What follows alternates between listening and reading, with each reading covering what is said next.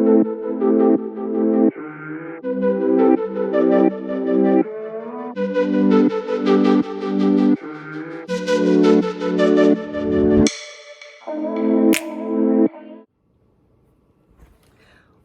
to this week's episode of Success and Women. I'm Linda. I'm Andrea. And this week we're going to talk about stop putting it off. We'll get more into that after Andrea's tip. Andrea, what do you have for the ladies? Well, I was thinking what would be a good tip, and now it's winter time coming, and there could be some power outages, snowstorms, and I saw this tip about if you know that one is coming and you could be faced with power outages, to grab a bunch of your muffin tins and put inside each muffin slot a tea light or a little candle, and they're ready to go. And you can carry them around with you as a light source, a heat source, and you don't have to worry about fire or anything like that. Actually, I like that. And, nowadays, a lot of people aren't using candles as much as they have in the past because of, obviously the accidents that have happened. But those tea lights, that's such a cool idea, though. Yeah. Because you also need them together so you have a little bit of light. Yes, exactly. It gives off more light. Yeah, so a good thing to have a whole stack of them in your closet, I and guess. have them ready if you hear something coming, and you can buy the bags of tea lights anywhere, or even the little stubby ones, and you'll have a light source anyways. So this week's episode, Stop Putting It Off. Andrea and I have been talking recently a lot because things have happened, and she's going to tell you a little story about what just happened very recently, and things that happen. Basically, when you least expect it, turning on a dime, one day everything is great, and the next thing, what happens? You're going to tell us about your friend. Right. So just recently, very recently, a very good friend of ours passed away, and very young. And the thing was, he was sick. He had a brain tumor, but we were hoping that he had a really good chemo bout and got rid of it, but he started feeling ill again. But the day before, my husband was talking to him, and he was feeling very, very good, healthy. He felt that he was beating this cancer, and he kept saying to Eddie, well, I'm going to tell you something. In the springtime, I'm having the biggest party. I'm inviting all the friends and family. We're going to play old time music. We're going to have food. He says, I'm going to celebrate my recovery. And the next day he went to the oncologist for his checkup, and he passed away right there in the oncologist's office. And we were shocked. Everybody was shocked, of course. And Eddie, and then I was talking to my husband, and I said, do you understand now why I do the birthday parties for the kids, the Christmas parties for the kids? It could be the last one, and I want them to have a good memory. Now, our friend could have had parties when he was healthy, and we were all healthy and able to go. But for some reason, he didn't. But it was important to him after he got ill. And I thought to myself, no, I'm not putting off anything anymore. I'm going to celebrate my children's. I don't care. People say, oh, why do you have to have a party for everything? Well, this is why. I want if it's the last party, I want it to be a good memory for my kids. The same when my mother-in-law was ill. Every Christmas, we didn't know if it was going to be the last one. And we did our best to celebrate, even though we're not sure that she really knew that we were there, but we did our best, to feed her the food she could have. Even I pureed turkey, I pureed whatever I could, But I remember, you just don't know if tomorrow's coming. That's right. So every day is a gift, and we talk about gratitude all the time and how you need to have gratitude for just waking up. Yes. So, and I get asked this all the time, when people say, oh, so how are you doing? And I always say, unbelievable. And they say, well, is that good or bad? Well, the fact that I can tell you I'm unbelievable makes it good. Yeah. Because I've been given the gift of another day. And when you told me about your friend's passing, it made me think about, I remember as a child, my father always telling my mom, that he was going to take her on a cruise. That was the one thing he wanted to do. And when he retired, he was going to take her on a cruise. Well, unfortunately, my father passed away when he was only 50, never got to retire, never got to take my mom on a cruise. And then I got to thinking, I've had friends that literally saved and saved and saved and saved all their money. They would not spend it unless they had no choice. It was always, penny pinching. Mm. Having all the savings, I remember one of my friends ending up in the hospital, and he called me up from the hospital, and he was saying, Linda, he said, I've realized I've been given a second chance, because he felt, good, like your friend, that everything was going to be okay, and he was going to make major changes. And at this point, he was in his 70s. Do you know he never made it out of the hospital? He ended up dying right there in the hospital when he finally made a decision that he was going to live life. Finally. It's all about the balance. Right. And, you get people saying all the time, well, when the kids are out of school, when we're retired. And that day is not guaranteed. And the same, I had the incident with my in-laws. And when we were younger, all the Italians were going to Acapulco at that time. This is back in the 70s and early 80s. And I remember my mother-in-law always wanting to go. And my father-in-law said, listen, when we get the two kids married off, and it was coming, he knew it was coming, then we'll go. Then I won't feel any pressure. Well, 6 months after my sister-in-law married, he passed away. And she always look back on that, always till the day she died was, all we ever did was sweat and save and scrimp for another day, and that day did not come. Oh. And in a way it helped Eddie and I, because when we were there at the hospital waiting for his brothers to come, and we looked at each other and we said, wow, this is final. There is nothing in the world that you can do to change what just happened. Anything else, a sickness, of this, there's hope. You can look for things, you can buy things, you can take medicine, whatever. Death is final. There is no way out. So we said to ourselves, you know what? We're not going to put things off. We're going to enjoy ourselves. We're going to do little vacations. I mean, within reason. You don't go broke, and you don't borrow the money, Yeah. Within reason. If you have an opportunity, take it. But it's interesting you say we don't borrow the money. Well, I was talking to a friend recently after Andrea told me about her friend dying, because he was so much younger than, you would think he was in his 50s. So, yeah. You don't expect to die in your 50s. So I was talking to a friend of mine, and she's in her 70s. And she said, I remember my husband and we went to Hawaii and we charged it on our credit card. But my husband always said, we don't know. And I think deep down, he may have known he was going to die young, because he actually died in his 50s. Wow. And so maybe he never thought he would have a long life, but he said what life he has, he's not going to put off.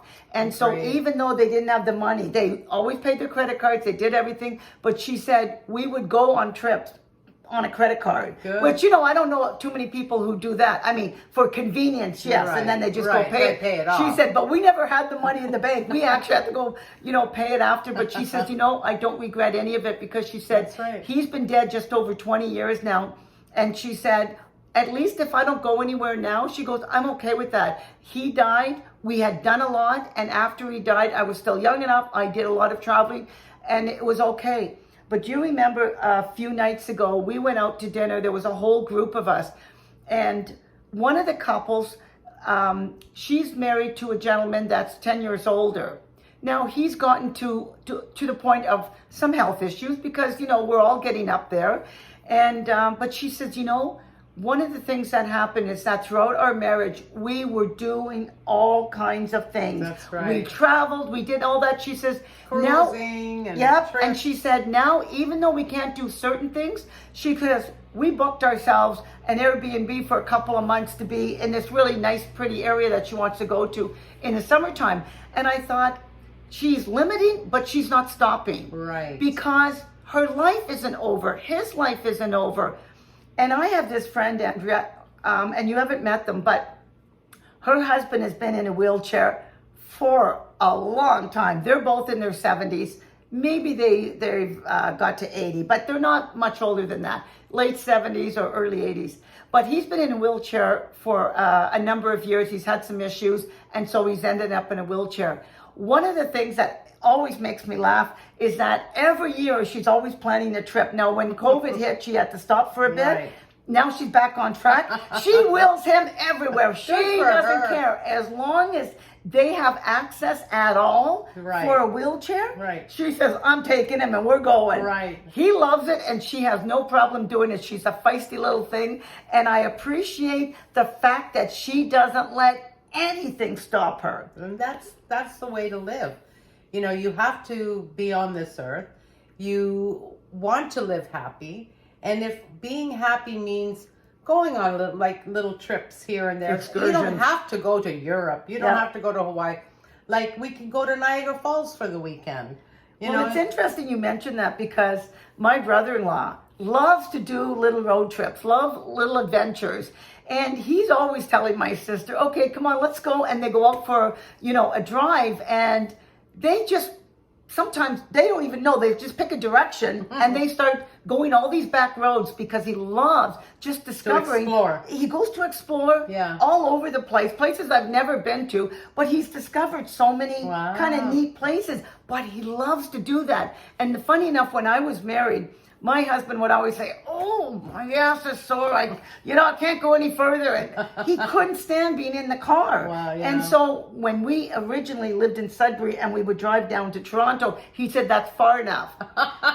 He said, if we lived down in Toronto, we could go to different places because it's closed. Well, we moved down to Toronto. Do you think we did those road trips? No. No, he kept putting it off. And now he's in a wheelchair, but we're not together, so he's on his own for that. But you can't stop living. No, you can't. And one of the things we've talked about a lot, Andrea, is the fact that we're in this, it's not a retirement community, which is one of the reasons we both like it. It's a community. And the fact is, people that are older and are retired are so much younger and healthier, even if the number is up. Right. Because they have something to look forward to when they come down to Florida. And that's what I say. Even with sickness and aging, if you keep planning life, you keep planning that, oh, well, next year we have this coming. The year after that we have that. Keep planning, because if you stop planning, there's nothing to look forward to. It's like you run out of hope, and then your body just gets sad and it withers away. I always say, plan something, and your body, your brain, because your brain controls everything. And if your brain is happy and healthy, your body should live a lot longer, healthier and happier.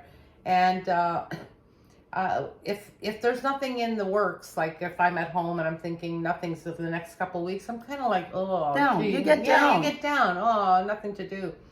But then if there's a wedding coming, or a party coming, or we're gonna be going to Niagara Falls for the weekend, or my sisters are coming for the weekend, it's something to look forward to. And that makes you happy. Right. And even the fact when your sisters are coming, one of the things that I know I've met, a lot of people don't like to invite people over because they don't want to actually have the extra work of cleaning the house before and after. Right. And I always say, most people don't come to see your house. That's so right. it can be neat when they arrive. You don't have to do a deep clean. Right. Because you'll do that when they leave, because that's when you want it clean again. Yeah. But the fact is, having company gives you life and activity and fun. Yes. And it's one of the reasons why when people are getting to that point of retirement, they have to think about what it is they're going to do.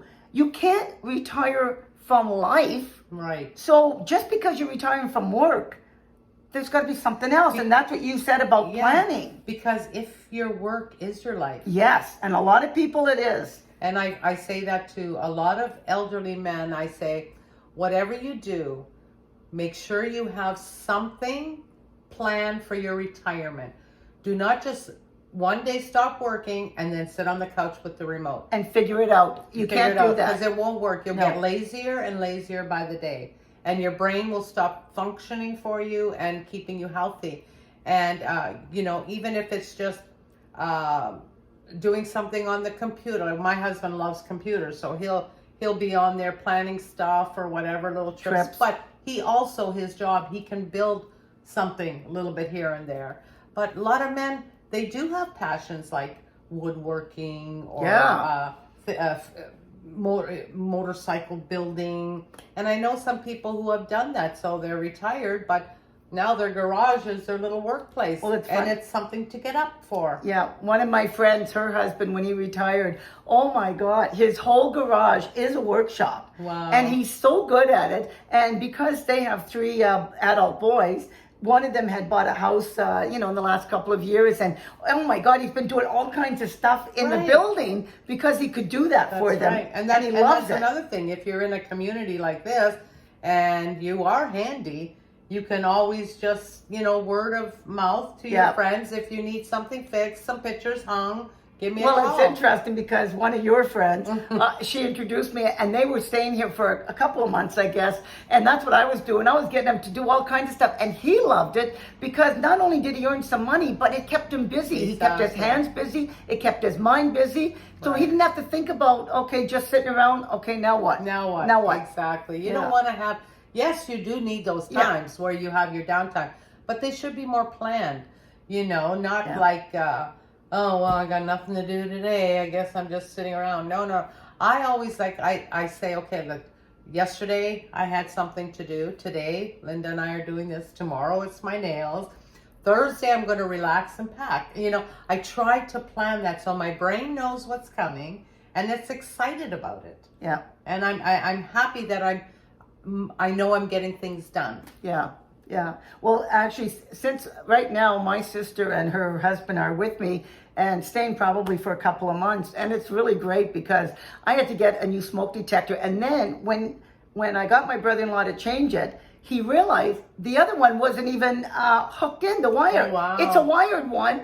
Wow. That wasn't hooked in. I didn't know. I had bought a new one and I needed to replace it, but I didn't know how to replace it because I'm not that handy when it comes to that stuff. Right. But he was able to do that already. But and you know what? That was good that they came. Yes. And they probably could have just stayed at home and done nothing. Exactly, because he just retired in December. Right. And you're the fact that they came with you to stay and that you're happy to have them, that's wonderful. Yeah. Take the opportunities when you can. And my sister likes being at home, unfortunately. And so sometimes she's always like, wow, there's nothing to do at your place. Well, first of all, what are you going to do at your place? It's winter time in Canada. Right. So you're not going to do a lot anyway. That's right. So when you're here, at least if you want to go to the mall, take a walk, go for a swim. It's wonderful. It's really nice. And she's actually quite enjoying it. And we went out to a concert the other day.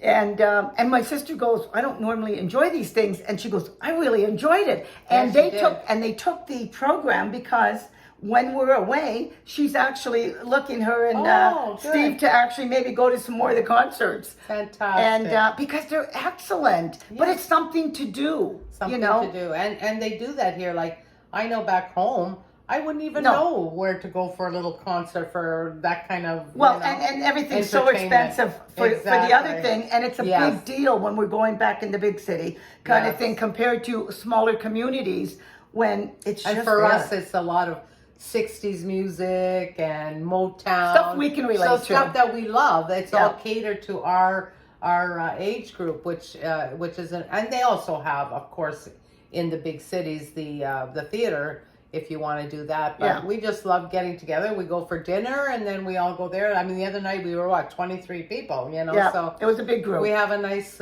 community and that's the thing.